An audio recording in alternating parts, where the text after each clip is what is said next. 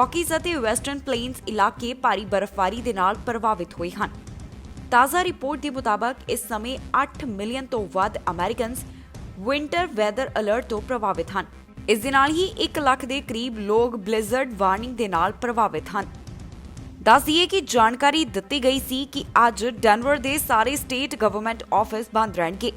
ਆਸ-ਪਾਸ ਦੀਆਂ ਕਾਉਂਟੀਜ਼ ਦੇ ਵਿੱਚ ਵੀ ਖਰਾਬ ਮੌਸਮ ਦੇ ਚੱਲਦਿਆਂ ਅਜਿਹਾ ਦੇਖਣ ਨੂੰ ਮਿਲਿਆ। ਇੱਕ ਜਾਰੀ ਕੀਤੀ ਗਈ ਪ੍ਰੈਸ ਰਿਲੀਜ਼ ਦੇ ਵਿੱਚ ਇਹ ਸਾਹਮਣੇ ਆਇਆ ਕਿ public health and safety essential state facilities ਆਪਣਾ ਕੰਮ ਚਾਲੂ ਰੱਖਣਗੀਆਂ। ਇਸ ਸਮੇਂ ਸਨੋ ਸਟਾਰਮ ਮਿਡਵੈਸਟ ਵੱਲ ਵਧ ਰਿਹਾ ਹੈ। ਡੈਨਵਰ 에ਅਰਪੋਰਟ ਦੇ ਉੱਪਰ ਖਰਾਬ ਮੌਸਮ ਦੇ ਚੱਲਦਿਆਂ ਕਈ ਉਡਾਨਾਂ ਵੀ ਪ੍ਰਭਾਵਿਤ ਹੋਈਆਂ।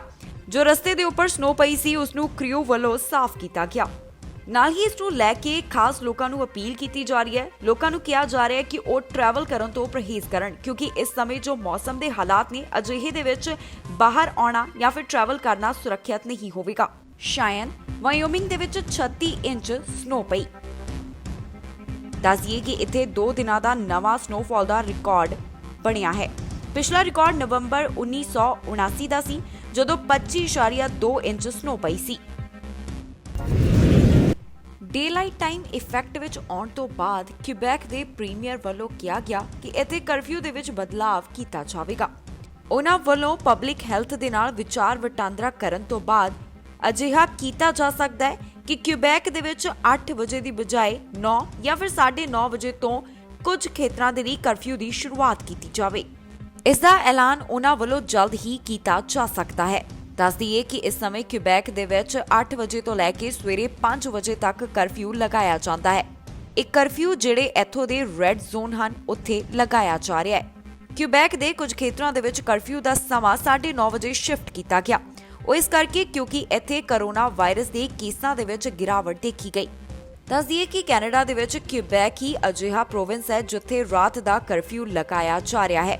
ਕਿਊਬੈਕ ਵੱਲੋਂ ਆਪਣੇ ਲਾਕਡਾਊਨ ਰੈਸਟ੍ਰਿਕਸ਼ਨਸ ਦੇ ਵਿੱਚ ਕਰਫਿਊ ਨੂੰ ਵੀ ਸ਼ਾਮਲ ਕੀਤਾ ਗਿਆ ਤਾਂ ਕਿ ਇੱਥੇ ਕਰੋਨਾ ਵਾਇਰਸ ਦੇ ਹਾਲਾਤ ਨੂੰ ਕਾਬੂ ਦੇ ਵਿੱਚ ਕੀਤਾ ਜਾ ਸਕੇ।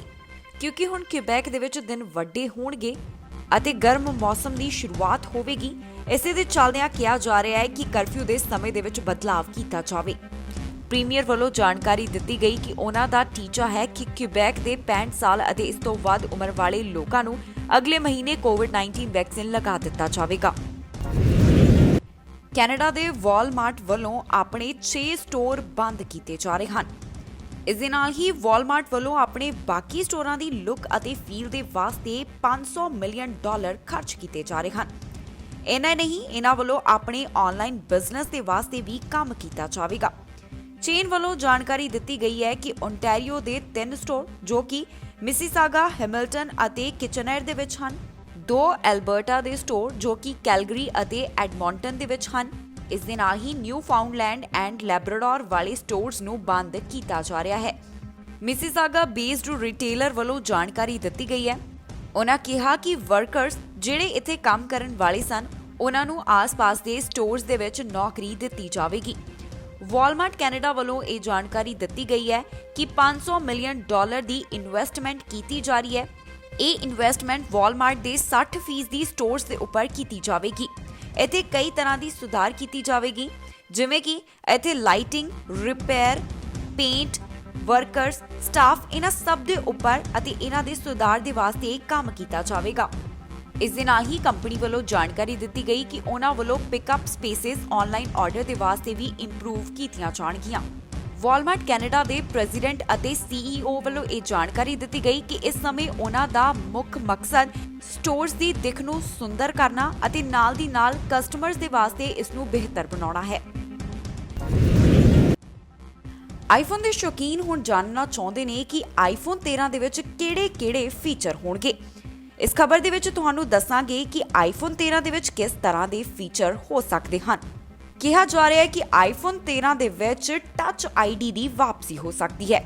ਆਈਫੋਨ ਵੱਲੋਂ ਆਪਣੇ ਫੋਨਾਂ ਦੇ ਵਿੱਚ ਟੱਚ ਆਈਡੀ ਨੂੰ ਹਟਾ ਕੇ ਫੇਸ ਲੌਕ ਦਾ ਫੀਚਰ ਦਿੱਤਾ ਗਿਆ, ਪਰ ਇਸ ਦੇ ਨਾਲ ਵੀ ਕਈ ਲੋਕਾਂ ਨੂੰ ਪਰੇਸ਼ਾਨੀ ਹੁੰਦੀ ਹੈ। ਖਾਸ ਕਰ ਜੋ ਲੋਕ ਐਨਕ ਪਾਉਂਦੇ ਨੇ ਉਹਨਾਂ ਨੂੰ ਅਜਿਹੀ ਪਰੇਸ਼ਾਨੀ ਦਾ ਸਾਹਮਣਾ ਕਰਨਾ ਪੈਂਦਾ ਹੈ। ਬਹੁਤ ਵਾਰ ਅਜਿਹਾ ਹੁੰਦਾ ਹੈ ਕਿ ਆਈਫੋਨ ਵਾਲੇ ਆਪਣੀ ਫੇਸ ਆਈਡੀ ਦੇ ਨਾਲ ਫੋਨ ਨੂੰ ਅਨਲੌਕ ਨਹੀਂ ਕਰ ਪਾਉਂਦੇ। ਇਸੇ ਨੂੰ ਧਿਆਨ ਦੇ ਵਿੱਚ ਰੱਖਦਿਆਂ ਹੁਣ ਕਿਹਾ ਜਾ ਰਿਹਾ ਹੈ ਕਿ ਆਈਫੋਨ 13 ਦੇ ਵਿੱਚ ਫੇਸ ਆਈਡੀ ਨੂੰ ਲੈ ਕੇ ਵੱਡਾ ਫੈਸਲਾ ਲਿਆ ਜਾ ਰਿਹਾ ਹੈ, ਕਿਉਂਕਿ ਹੁਣ ਆਈਫੋਨ 13 ਦੇ ਵਿੱਚ ਐਪ ਸੀ ਟੱਚ ਆਈਡੀ ਦੀ ਵਾਪਸੀ ਹੋਣ ਵਾਲੀ ਹੈ। ਪਰ ਇਸ ਦਾ ਮਤਲਬ ਇਹ ਨਹੀਂ ਕਿ ਫੋਨ ਦੇ ਵਿੱਚ ਫੇਸ ਅਨਲੌਕ ਨਹੀਂ ਮਿਲੇਗਾ। ਇਸ ਨਵੇਂ ਫੋਨ ਦੇ ਵਿੱਚ ਫੇਸ ਆਈਡੀ ਅਤੇ ਟੱਚ ਆਈਡੀ ਦੋਵੇਂ ਹੋਣਗੇ। ਇਸ ਫੀਚਰ ਦੇ ਆਉਣ ਤੋਂ ਬਾਅਦ ਮਾਸਕ ਦੇ ਨਾਲ ਫੇਸ ਅਨਲੌਕ ਦੇ ਨਾਲ ਆਉਣ ਵਾਲੀ ਸਮੱਸਿਆ ਨੂੰ ਵੀ ਦੂਰ ਕੀਤਾ ਜਾਵੇਗਾ। 2017 ਦੇ ਵਿੱਚ ਆਈਫੋਨ ਵੱਲੋਂ ਆਪਣੀ ਟੱਚ ਆਈਡੀ ਨੂੰ ਹਟਾ ਦਿੱਤਾ ਗਿਆ ਸੀ। ਆਈਫੋਨ X ਨੂੰ ਪਹਿਲੀ ਵਾਰ ਫੇਸ ਆਈਡੀ ਦੇ ਨਾਲ ਲਾਂਚ ਕੀਤਾ ਗਿਆ ਸੀ। ਸੋ ਜਿਹੜੇ ਵੀ ਆਈਫੋਨ ਯੂਜ਼ਰਸ ਨੂੰ ਆਪਣੇ ਫੇਸ ਦੇ ਨਾਲ ਅਨਲੌਕ ਕਰਨ ਦੇ ਵਿੱਚ ਦਿੱਕਤ ਆਉਂਦੀ ਸੀ, ਉਹਨਾਂ ਵਾਸਤੇ ਇਹ ਹੁਣ ਆਸਾਨ ਹੋਣ ਵਾਲਾ ਹੈ। ਸਤਿ ਸ਼੍ਰੀ ਅਕਾਲ ਜੀ, ਮੈਂ ਨਿਰਮਲ ਮਾਨ ਪੂਰਾ ਟੈਕ ਸੈਲਮੈਨ ਤੋਂ। ਇਹ ਤੁਸੀਂ ਵੀਡੀਓ ਦੇਖ ਰਹੇ ਸੀ ਟੀਵੀ ਪੰਜਾਬ ਦੇ ਉੱਤੇ। ਇਹੋ ਜਿਹੇ ਹੋਰ ਜਾਣਕਾਰੀ ਭਰਪੂਰ ਵੀਡੀਓ ਦੇਖਣ ਵਾਸਤੇ ਟੀਵੀ ਪੰਜਾਬ ਦੇ ਚੈਨਲ ਨੂੰ ਸਬਸਕ੍ਰਾਈਬ ਕਰੋ ਤੇ ਨਾਲ ਹੇਠ ਦਿੱਤੇ ਹੋਏ ਬੈਲ ਆਈਕਨ ਦੇ ਬਟਨ ਦਬਾਓ। ਸਤਿ ਸ਼੍ਰੀ ਅਕਾਲ।